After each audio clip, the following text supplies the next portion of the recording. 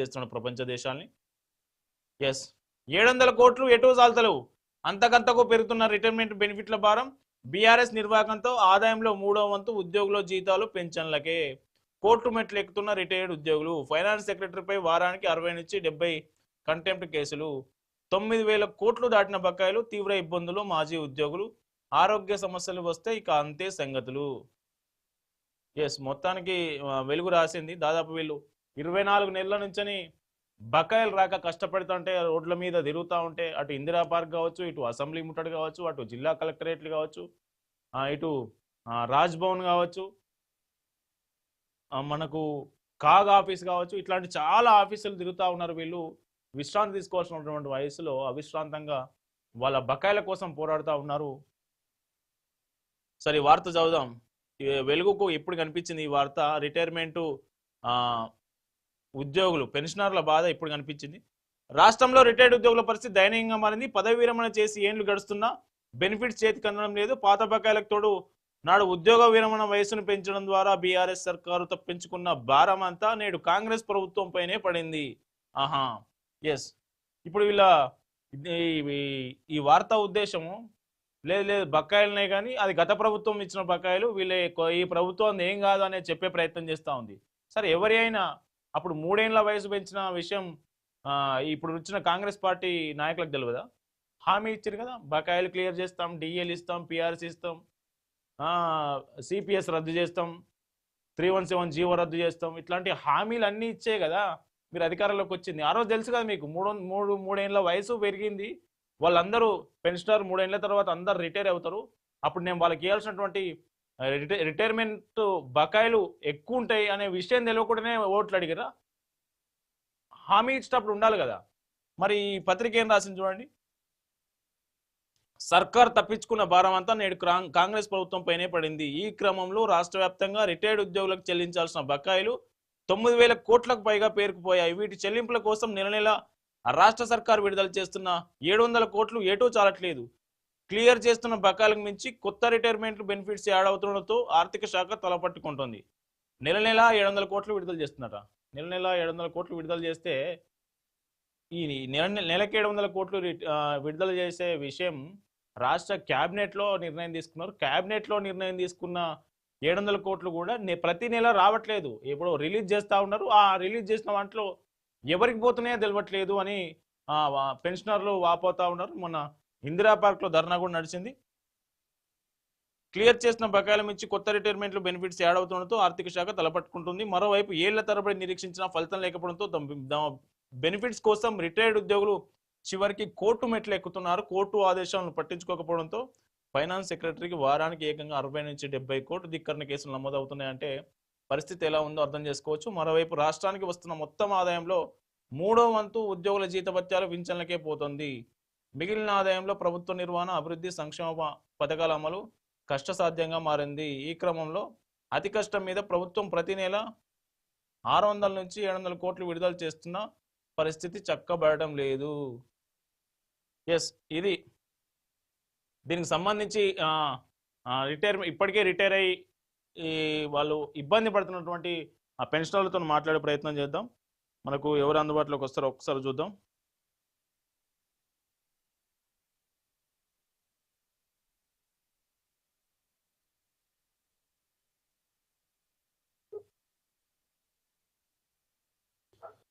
Sir, good morning sir. Morning news analysis లో live లో మాట్లాడుతున్నారు మీరు. ఈ మనకు వెలుగులో ఒక వార్త వచ్చింది సార్. 700 కోట్లు ఏటూ చాలతలేవు. బీఆర్ఎస్ నిర్వాహకంతో ఆదాయంలో 3వ వంతు ఉద్యోగుల జీతాలు పెన్షన్లకే పోతున్నాయి అనేది వార్త రాసింది సార్. ఏం చెప్తారు సార్ దీని మీద? బీఆర్ఎస్ 3 ఏళ్ళు వయోపరిమితి పెంచడం వల్లనే ఈ బకాయిలన్నీ పేరుకుపోయాయి అనేది ఈ పత్రిక రాసిన కథనం. లైవ్ లో ఉన్నా సార్, మీరు లైవ్ లో మాట్లాడుతున్నారు.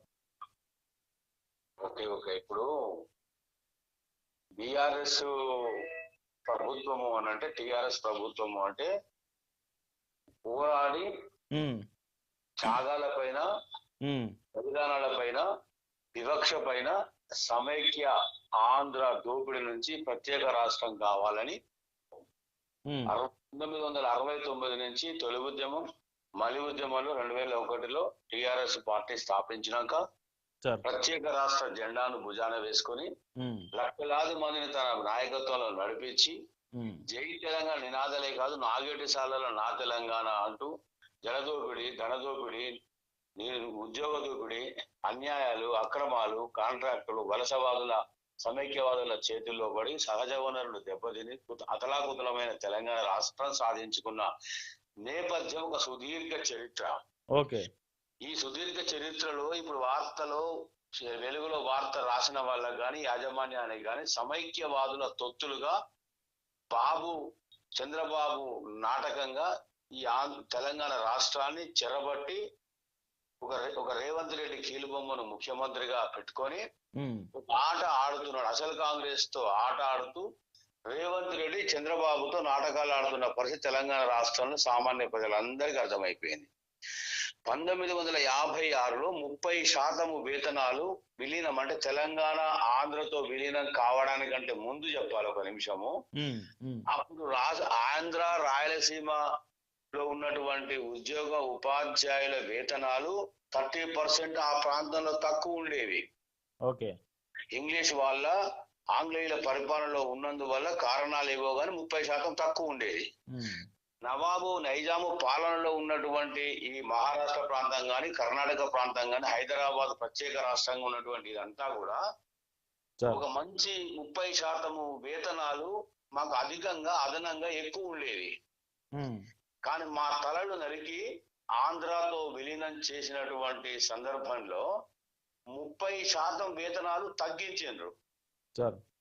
తగ్గించి తక్కువ ఉన్న ఆంధ్రతో సమం చేసిండ్రు. అంటే 30% నష్టపోయి ఆంధ్రతో మా ఉద్యోగ ఉపాధ్యాయుల అధికారులంతా విలీనమైనటువంటి దౌర్భాగ్య స్థితి అప్పుడే ఉంది. తెలంగాణ రాష్ట్రం ఏర్పడినటువంటి కొత్తలో ఏర్పడుతున్న తరుణంలో ఉద్యమ కాలంలో మాకు ఇచ్చిన మాట, మా ఉద్యమ బాటలో మాకు ఇచ్చినటువంటి మాట ప్రత్యేక రాష్ట్రం సుపరిపాలన మనది వచ్చిన రోజు ఆ 30% వేతనాలు కూడా నేను బరాబరు చేస్తాను, మీకు కడుపు నిండా వేతనాలు ఇస్తాను, మిమ్మల్ని కాపాడుకుంటా అని మాట ఇచ్చినటువంటి ఒక మనసున్న మహారాజుగా కేసీఆర్ గారు ఉన్నారు. కాబట్టి మొదటి పిఆర్సీలో 43%, రెండో పిఆర్సీలో 2018లో మాకు ఇచ్చినటువంటిది 2020లో 18 నుంచి 20 మధ్య 20లో అనౌన్స్ చేశారు 30%. ఎన్నికలకు మొన్న పోయే ముందు 5%, అంటే 78% మాకు 5 సంవత్సరాలకు హక్కుగా రావాల్సిన పిఆర్సీగానే ఇచ్చిండు తప్ప అదనంగా మాకు తెలంగాణను దోచి మా పాకెట్లో పెట్టలేదు. ఆ ప్రకటన వాళ్ళు విత్డ్రా చేసుకోవాలి. పెరిగినటువంటి వేతనాల వల్లనే రిటైర్డ్ వాళ్ళకు నిధులు ఇయ్యలేకపోతున్నాము, 700 కోట్లు సరిపెట్టుకోవాలి, ఇంతకంటే ఎక్కువ ఇయ్యలేమనేది ప్రభుత్వం యొక్క చాతగానితనము. నేను సూటిగా చెప్తున్నా, ఈ మంత్రులు, ఈ ముఖ్యమంత్రి, కాంగ్రెస్ పాలకులంతా అవినీతి దోపిడీ చేస్తూ, అక్రమాల బాట పడుతూ, అరాచకం చేస్తూ, దౌర్జన్యం చేస్తూ పూర్తిగా కొల్లగొడుతున్నారు. సరే, ఒక్క క్వశ్చన్ కి ఆన్సర్ చేయండి సార్. ఇప్పుడు 3 సంవత్సరాల ఉద్యోగుల పదవీ విరమణ వయసు పెంచడం బకాయిల నుంచి తప్పించుకునేందుకే అనే ఆరోపణ ఉన్నది గత ప్రభుత్వం మీద. దాన్ని ఎట్లా సమర్థించుకుంటారు? అదే నేను మొదటి దానికి ఒక 2 మాటలు మాట్లాడి ముగిస్తా సార్. అంటే ఈ పెరిగిన వేతనాలే ఇవ్వకపోవడానికి కారణం అనేది తప్పుడు మాట, వక్రీకరణ, తప్పుడు కల్పిత అసత్య ప్రచారము. ఇది వెంటనే బంద్ చేసుకోవాలి ప్రభుత్వం. చేతగానే తనాన్ని ఒప్పుకొని 6 నెలల పిఆర్సీఎస్ అని అన్నారు, ఇయ్యలేదు. డిఏలు పెండింగ్ లేకుండా చూస్తామన్నారు, ఇయ్యలేదు. మెడికల్ బిల్లు చెల్లింపులు చేస్తామన్నారు, చేయలేదు. పెండింగ్ బిల్లు చేస్తామన్నారు, చేయలేదు. మీ చేతగాని తనానికి 2 చెంపలు వేసుకొని ఉపాధ్యాయుల ఉద్యోగుల అధికారుల ముందు మోకరిల్లాలే. తప్పు చేసినా, పొరపాటు చేసినా, వల్ల కానీ హామీలు ఇచ్చినా, గ్యారంటీలు ఇచ్చినా చెప్పాలి. 3 సంవత్సరాలు కేసీఆర్ పెంచినందువల్లనే ఇవాళ భారం అయిపోయింది తప్పు. ఎందుకంటే 3 సంవత్సరాలు ఆ రోజు పెంచడం అనేది, ఆ రోజు కూడా మాలాంటి ఉపాధ్యాయ సంఘాల వాళ్ళందరం కూడా మాకు ఎవరికి ఇష్టం లేదు. నిరుద్యోగుల ఉద్యోగాలు కావాలి, వాళ్ళ భవిత కావాలి, భవిష్యత్తు కావాలి, పెంచొద్దు అని అన్నాము. కానీ ఆనాడు ముఖ్యమంత్రి గారు పరిస్థితులకు అనుగుణంగా 3 సంవత్సరాలు పెంచితే ఇలా మాట్లాడుతున్న వాళ్ళకి అర్థం కావాలి. అదనంగా అయిందని తప్పు. ఎందుకంటే 58 సంవత్సరాల్లో నాబోటి వాళ్ళంతా 19 వరకు రిటైర్ అయిన వాళ్ళందరికీ కూడా కాంగ్రెస్ ప్రభుత్వం అధికారం చేపట్టే వరకు అందరూ రిటైర్ అయినటువంటి వేలాది మందికి ఒక్క బిల్లు కూడా పెండింగ్ లేదు కదా, మాకు అందరికి వచ్చినాయి కదా. అంటే అప్పటి వరకు రిటైర్మెంట్స్ లేవా? 1,32,000 ఉద్యోగాలు కొత్తగా టీఆర్ఎస్ ప్రభుత్వం ఇచ్చింది కదా. రిటైర్మెంట్ వేలాది మంది మాలాంటి అయ్యింది కదా. మా వేతనాలు, మా చెల్లింపులు ఏమి ఆగలేదు కదా. అంటే ఏనాడైనా 61 ఉన్నా 58 ఉన్నా ఏదున్నా మొన్న ముఖ్యమంత్రి రేవంత్ రెడ్డి గారు 3 ఏళ్ళు మళ్ళా వేస్తా 4 ఏళ్ళు మళ్ళా వేస్తా నాటకాలు ఆడాడు. అందరు కూడా మూకుమ్మడిగా వ్యతిరేకించారు. అంటే దీని నుంచి తప్పుకోవడానికి ముఖ్యమంత్రి కుట్ర చేసినట్ట, పన్నాగం పనినట్ట. తప్పుకొని పెంచిండ్రు అనేది తప్పు. ఈ ఎప్పుడైనా రిటైర్మెంట్ వాళ్ళకు బెనిఫిట్స్ అది 60 ఏళ్ళకైనా 61 ఏళ్ళకైనా 58 ఏళ్ళకైనా ఇవ్వాల్సిందే. అందుకు ప్రభుత్వము మాకు ఇవ్వాల్సినటువంటి 30% ఖజానాలు ఏవైతే వేతన బత్యాలకు కేటాయిస్తారో అందులో నుంచి రిటైర్మెంట్ డబ్బులు సర్దుబాటు జరుగుతాయి. మా జీపీఎఫ్లు వాడుకొని, మా సేవింగ్స్ వాడుకొని, మా డబ్బులు కొల్లగొట్టి 62 మంది చచ్చినా కూడా పట్టించుకోకుండా శవాల మీద పేలాడెరకతని ప్రభుత్వానికి సిగ్గు శరం ఉండాలని మాట్లాడడానికి వార్తలు రాసినటువంటి పెట్టుబడులకు కట్టుకథలకు విషపుత్రికలైనటువంటి ఇలాంటి పత్రికలు తప్పుడు కథనాలు రాయడం వెంటనే మానుకోవాలి. ఇప్పుడు ఇంకొక పాయింట్ ఉంది సార్ ఇందులో. ఏముందనేది, ప్రతి నెల రాష్ట్రానికి వస్తున్న మొత్తం ఆదాయంలో 3వ వంతు ఉద్యోగుల జీతభత్యాలు పింఛన్లకే పోతుంది అనేది రాసిండు. ఇప్పుడు 98% ప్రజలు ఉన్నారు, 2% మీరున్నారు. మీరు ఎంత లెక్కయ్యా? మీకు ఇవ్వాలంటే మా దగ్గర పైసలు లేవు, కోసుక తిన్నా వండుక తిన్నా అని రేవంత్ రెడ్డి మాట్లాడండి కదా. ఇలా మూసి సుందరీకరణ హైడ్రా పెట్టి కొప్పలు గులగొట్టి 1,50,000 పునరుజ్జీవనం అంటాడు, సుందరీకరణ అంటాడు. ఇది మా గాంధీ సరోవర ఉద్యానవనం చేస్తా అంటాడు. ఇంత పెట్టుబడి ఎక్కడి నుంచి పెడదాం అనుకున్నా దానివల్ల ఉపయోగం ఏంది? బతుకులు ఆగం చేసేది కాకపోతే మెట్రో ఫ్యూచర్ అగ్రిమెంట్ ఉన్నప్పుడు కూడా 15,000 కోట్లు చెల్లించి నా చేతుల్లోకి తీసుకొని ప్రభుత్వం నిర్వహిస్తుంది అనేటువంటి మాట ఎందుకు అన్నావు? అందాల పోటీ 200 కోట్లు ఎందుకు ఖర్చు పెట్టినావు? గ్లోబల్ సమిట్ లో పెట్టి 100 కోట్లు ఎందుకు తగలబెట్టినావు? మెస్సీ ఫుట్బాల్ ఆటకు 100 కోట్లు ఎందుకు తగలబెట్టినావు?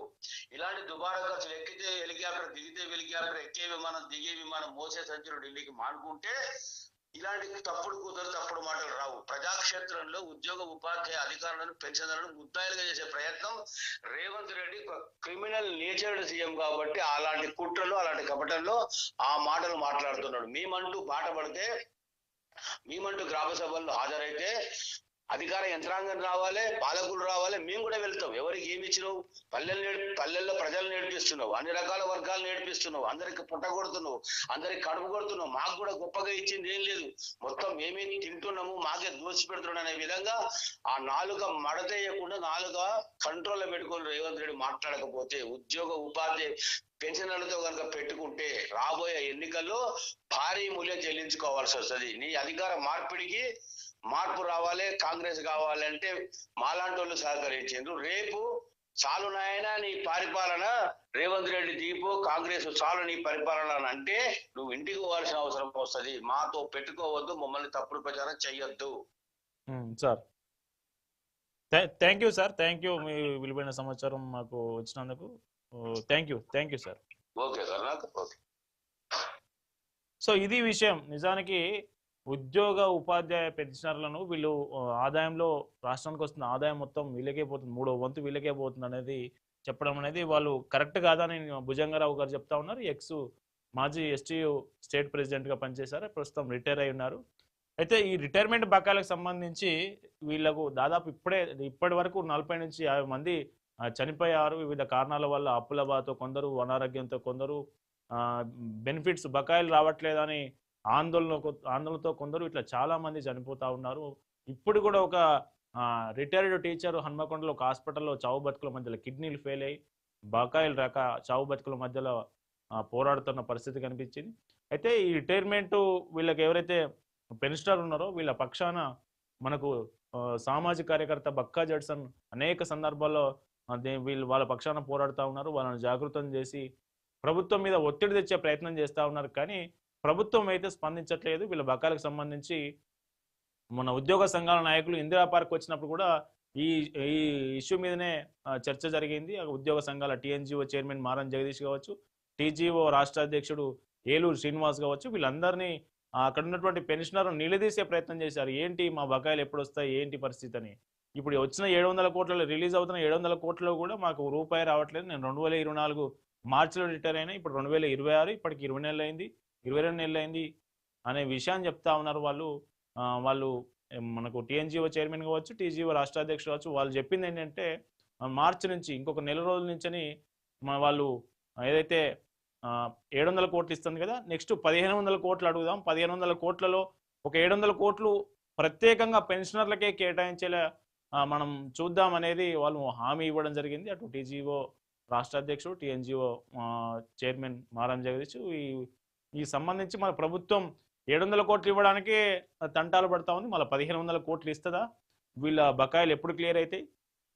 రోజు రోజుకు పెరుగుతూ ఉన్నాయి. ఈ బకాయిలు క్లియర్ అయ్యే పరిస్థితి ఉంటుందా? మళ్ళీ ఎక్కడన్నా అప్పు తెచ్చి వన్ టైం సెటిల్మెంట్ చేయాలనేది పెన్షనర్లు చెప్తా ఉన్నారు. మళ్ళీ పెన్షనర్ల బకాయిలు క్లియర్ చేయడానికి ప్రభుత్వం అప్పు తెచ్చి వన్ టైం సెటిల్మెంట్ చేస్తుందా లేదా అనేది వేచి చూడాలి. మొత్తానికైతే ఈ వార్తకు సంబంధించి ఎవరైతే రిటైర్డ్ పెన్షనర్లు ఉన్నారో వాళ్ళు దీనికి సంబంధించి ఇబ్బంది పడుతున్న వాటం వాస్తవం.